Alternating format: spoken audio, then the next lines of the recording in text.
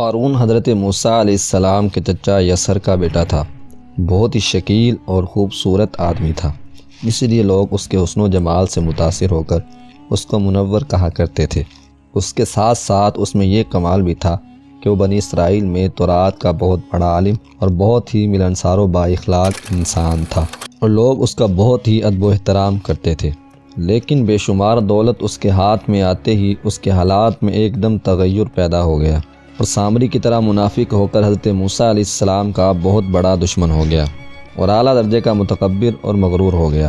جب زکوٰۃ کا حکم نازل ہوا تو اس نے حضرت موسیٰ علیہ السلام کے روبرو یہ عہد کیا کہ وہ اپنے تمام مالوں میں سے 1000واں حصہ زکوٰۃ نکالے گا، مگر جب اس نے مالوں کا حساب لگایا تو ایک بہت بڑی رقم زکوٰۃ کی نکلی۔ یہ دیکھ کر اس پر ایک دم حرص و بخل کا بھوت سوار ہو گیا، اور نہ صرف زکوٰۃ کا منکر ہو گیا بلکہ عام طور پر بنی اسرائیل کو بہکانے لگا۔ حضرت موسیٰ علیہ السلام اس بہانے تمہارے مالوں کو لے لینا چاہتے ہیں، یہاں تک کہ حضرت موسیٰ علیہ السلام سے لوگوں کو متنفر کرنے کے لیے اس خبیث نے یہ گندی اور گناہنی چال بھی چلی کہ ایک عورت کو بہت زیادہ مال و دولت دے کر آمادہ کر لیا کہ وہ آپ پر بدکاری کا الزام لگائے۔ چنانچہ عین اس وقت جب کہ حضرت موسیٰ علیہ السلام واعظ فرما رہے تھے، قارون نے آپ کو ٹوکا کہ فلانی عورت سے آپ نے بدکاری کی ہے۔ حضرت موسیٰ علیہ السلام نے فرمایا کہ اس عورت کو میرے سامنے لاؤ۔ چنانچہ وہ عورت بلائی گئی تو حضرت موسیٰ علیہ السلام نے فرمایا، اے عورت، اس اللہ کی قسم جس نے بنی اسرائیل کے لیے دریا کو پھاڑ دیا اور عافیت و سلامتی کے ساتھ دریا کے پار کرا کر فرعون سے نجات دی، سچ سچ کہہ دے کہ واقعہ کیا ہے۔ حضرت موسیٰ علیہ السلام کے جلال سے عورت سہم کر کانپنے لگی، اور اس نے مجمع عام میں صاف صاف کہہ دیا کہ اے اللہ عز و جل کے نبی، مجھ کو قارون نے کثیر دولت دے کر آپ پر بہتان لگانے کے لیے آمادہ کیا ہے۔ اس وقت حضرت موسیٰ علیہ السلام آپ دیدہ ہو کر سجدہ شکر میں گر پڑے، اور بحالت سجدہ آپ نے یہ دعا مانگی کہ یا اللہ، قارون پر اپنا قہر و غضب نازل فرما دے۔ پھر آپ نے مجمع سے فرمایا کہ جو قارون کا ساتھی ہو وہ قارون کے ساتھ ٹھہرا رہے، اور جو میرا ساتھی ہو وہ قارون سے جدا ہو جائے۔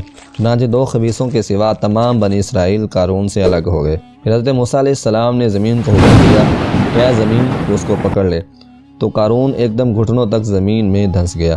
پھر آپ نے دوبارہ زمین سے یہی فرمایا تو وہ کمر تک زمین میں دھنس گیا۔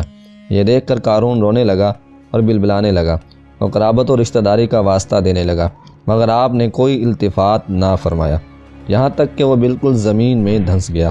2 منحوس آدمی جو قارون کے ساتھی تھے لوگوں سے کہنے لگے کہ حضرت موسیٰ علیہ السلام نے قارون کو اس لیے دھنسا دیا ہے تاکہ قارون کے مکان اور اس کے خزانوں پر خود قبضہ کر لے۔ تو آپ نے اللہ تعالیٰ سے دعا مانگی کہ قارون کا مکان اور خزانہ بھی زمین میں دھنس جائے۔ چنانچہ قارون کا مکان جو سونے کا تھا اور اس کا سارا خزانہ سبھی زمین میں دھنس گیا۔ اس کو قرآن کی زبان سے سنی اللہ تعالیٰ کا ارشاد ہے کہ ہم نے قارون کو اتنے خزانے دیے تھے کہ ان کے خزانوں کی کنجیاں ایک مضبوط اور طاقتور جماعت بمشکل اٹھا سکتی تھی۔ ایک اور جگہ پر اللہ تعالیٰ نے ارشاد فرمایا کہ بے شک قارون موسیٰ کی قوم سے تھا، پھر اس نے ان پر زیادتی کی اور ہم نے اس کو اتنے خزانے دیے جن کی کنجیاں ایک زور آور جماعت پر بھاری تھی۔ حضرت موسیٰ علیہ السلام نے قارون کو جو نصیحت فرمائی وہ یہ ہے کہ جس کو قرآن مجید نے بیان فرما دیا ہے۔ اسی خیر خواہی والی نصیحت کو سن کر قارون حضرت موسیٰ علیہ السلام کا دشمن ہو گیا۔ غور کیجئے کہ کتنی مخلصانہ اور کس قدر پیاری نصیحت ہے۔ حضرت موسیٰ علیہ السلام کے ساتھ ساتھ ساری قوم قارون کو سناتی رہی۔ ترجمہ: جب اس سے اس کی قوم نے کہا اترا نہیں، بے شک اللہ اترانے والے کو دوست نہیں رکھتا۔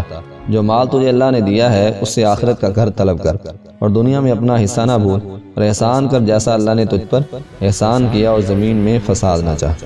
دوستو، ہمارے چینل کو لازمی سبسکرائب کیجئے، بیل آئیکن کو دبانا مت بھولیے گا تاکہ آنے والی ویڈیوز کی نوٹیفیکیشن آپ کو ملتے رہیں۔ رضا کی اردو کو دیکھتے رہیے گا۔